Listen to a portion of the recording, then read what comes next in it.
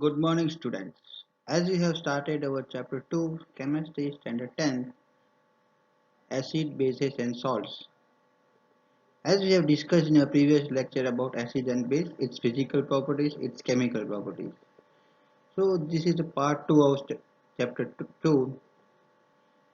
Topics to be covered in these lessons are introductions of salt, pH and its biological importance, indicators and its classification.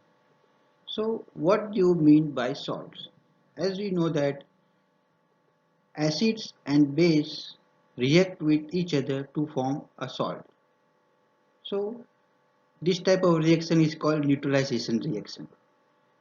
So in this reaction, ionic compound is formed, which is called a salt. So our ionic compound that results from the neutralization reaction of acids and bases. They are composed of cation, positively charged, and anion, negatively charged, and their products are electrically neutral. For example, strong acids react with strong base to form neutral compound, salt. Example, HCl plus NaH gives NaCl plus water. So this is the example of salt. Salt are classified as three types: acidic salt, basic salt, and neutral salt. So what are acidic salt? Acidic salt are those salt in which contains H plus ions in association with an acid. So the compound form will be acidic salt. Similarly, basic salt are those in which the hydroxide ion will be present in basic compound. So compound form will be basic salt. Similarly, neutral compounds are those compounds where none of them have H plus ion or OH minus, or they cannot transfer their hydroxide or OH minus ions. So these are called neutral salt. Salt containing replaceable hydrogen ions in association with an acidic radicals, they are called acidic salt. For example, when a strong acid reacts with weak base, it forms acidic salt plus water. So here is acid is strong, so salt formation will be strong. So the acid salt will be strong. So the pH will be less than 7. Example, hydrochloric acid plus ammonium chloride. Ammonium hydroxide gives ammonium chloride plus water. Similarly, nitric acid plus magnesium hydroxide gives magnesium nitrate plus water. So this is all about acidic salt. Other examples are sodium bicarbonate NaHCO3, sodium dihydrogen phosphate NaH2PO4, and sodium bisulfate. Now, basics. Salt containing replaceable hydrogen ion in association with basic radical. Here you can see that KOH is a strong base. So the ions are K plus and OH minus. So the potassium hydroxide is a strong base and acetic acid is a weak acid. So when they react, they form a basic salt. Here you can see that the base is strong, so the salt formation will be basic. Example KOH. Potassium hydroxide plus acetic acid gives sodium potassium acetate plus water. This is the example. Other examples are calcium carbonate, sodium acetate and sodium sulfate. Now we will discuss about neutral salt are those that does not contain any replaceable hydrogen ions. For example, strong acid plus strong base. So both of them are strong. So when two strong things are combined, the formation will be a neutral compound. For example, HCl, NaH, NaCl plus water. So the salt formation will be neutral. The pH will be 7. The examples of such compounds are Such salts are sodium, ammonium sulfate, magnesium sulfate, and calcium sulfate. So now, how can we identify that a compound is strong or base? So, strength of a strong acid can be calculated by pH. So, pH can be expressed as small letter plus H, where P is protonated proton in H plus ion. So here is the pH scale from 0 to 14. Middle it is neutral, its pH is 7. From as we move on top, the H plus ion concentration increases, so the acidic character increases. As we move down from 7 below 7, sorry, above 7.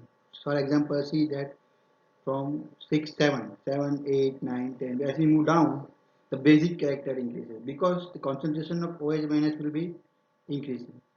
So pH will be increasing. So how can we define pH? pH can be defined as negative log of concentration of hydrogen ion, where square bracket represents the concentration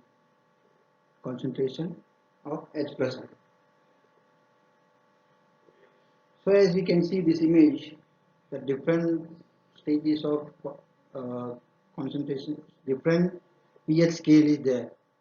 For example, for pH, when pH is 0, that indicates that the solution is highly acidic, that is used in batteries.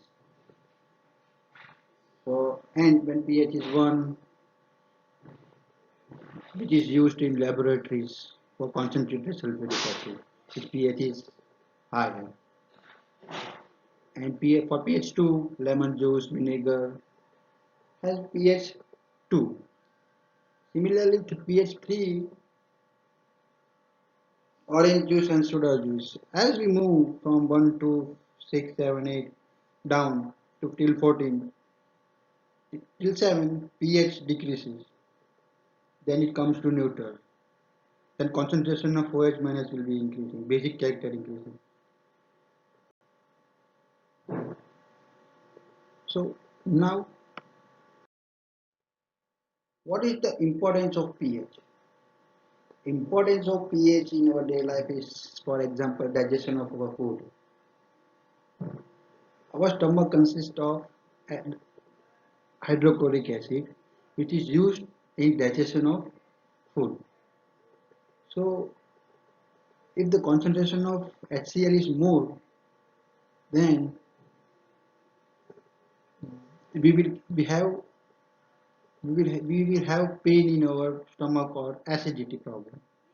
So to neutralize that acidity, we use antacid. Antacid are those substances that neutralizes the acidic content in our stomach. And the second one is acid rain. As smoke emitted from different factories and vehicles enter into the atmosphere. When such smokes are entered into the atmosphere, it forms an acid rain, and that acid rain falls on the in the river, which affects the pH level of river, and the aquatic plants also aquatic life also will be in danger. So acid rain having pH range below 5.6 affects the aquatic plants. Similarly, in agriculture, for the betterment of growth of crop, pH is to be maintained. From about 6 to 7 range pH should be there for crops. So to maintain such pH, we use external fertilizers to maintain that pH balance.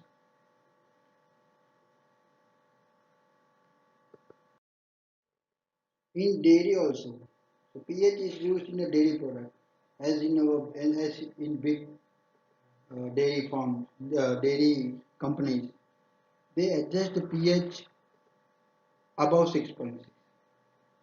If it falls 6.6, it will turn sour, as we can see in our day-to-day life when we keep milk at room temperature. What what happens? Milk will turn sour. This is due to the presence of acidic compound in it. So there's salt, so the formation, the pH will be more than 6.6. So it is to be adjusted. So we keep the milk. So we heat the milk, and for some time when it is little bit cold, we keep outside, and then out from that process we keep the milk in fridge to prevent the milk for getting spoiled. Similarly, tooth decay. Tooth decay starts with pH of mouth falls below 5.5. So the pH reacts with calcium phosphate of this tooth enamel, which cause corrosion in our teeth. So when we eat more sugary things, that enamel will be destroyed. So our teeth will be spoiled. So doctor advised that after eating you should brush your teeth at night before sleep, so that the germs in our body, in our mouth, will be not present at that time. Now we will discuss about indicators. So what are indicators? Substance that brings about change in themselves when some acid or base is added to them. Indicator means as we are walking in our street. While walking on the road, if a his bike is coming from back, what does the bike person do? He indicates that he blows his horn so that no one can come in his way. So that means it indicates that he is going in that path. So similarly, in same case, indicators are substance which indicates the changes in color of acid or bases. The indicators are also classified as organic or natural indicators, synthetic and olfactory indicators. Organic indicators are selected from natural plants, for example, lichen plants.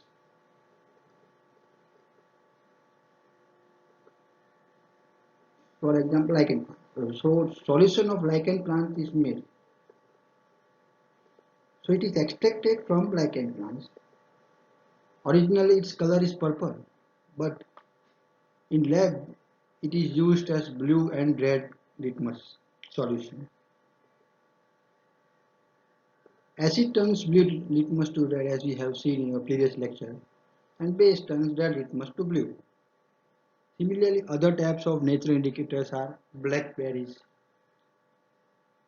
blackberry juice extract, and after extracting that juice solution is made, and such solutions, when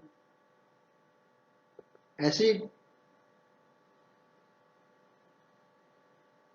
acid is there in compound, it comes dark blue or violet in basic solution.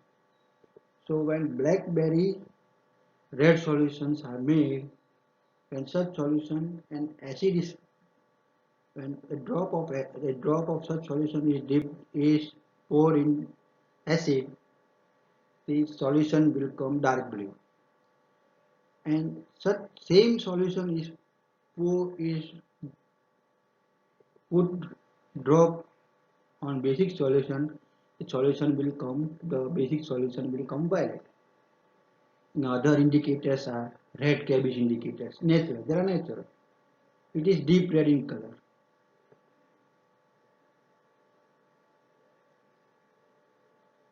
deep red color in acidic medium, but in neutral medium it is purple color, and green color will be in basic solution. Now we will discuss synthetic indicators. Synthetic indicators are those which are man-made chemical substances that used to determine the pH.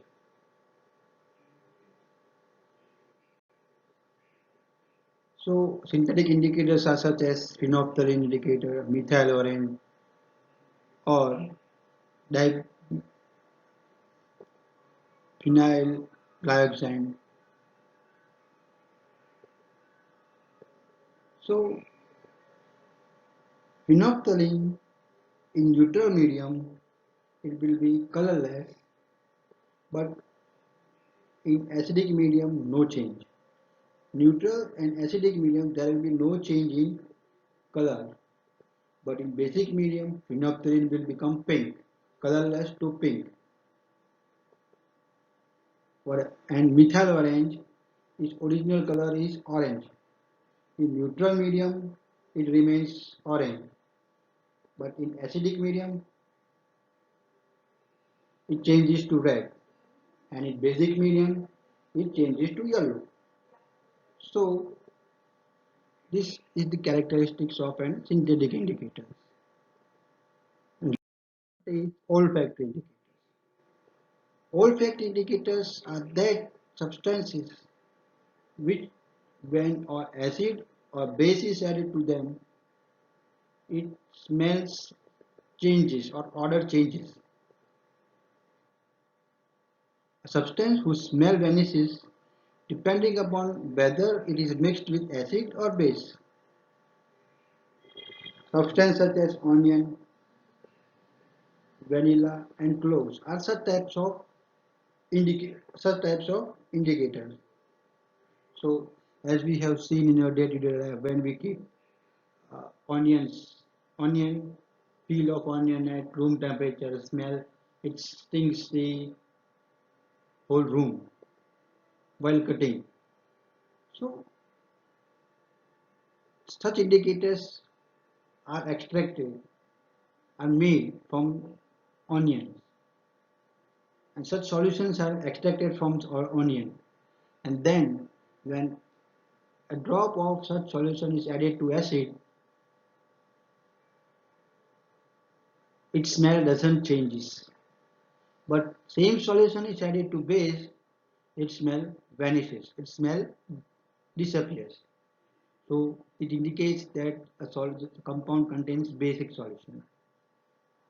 Similarly, the cloves we used in our day-to-day life as an ingredient in our food.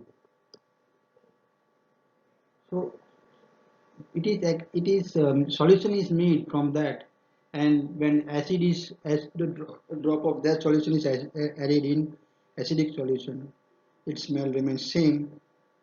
When it is added in a basic solution, its smell vanishes. Same is the case of vanilla extract.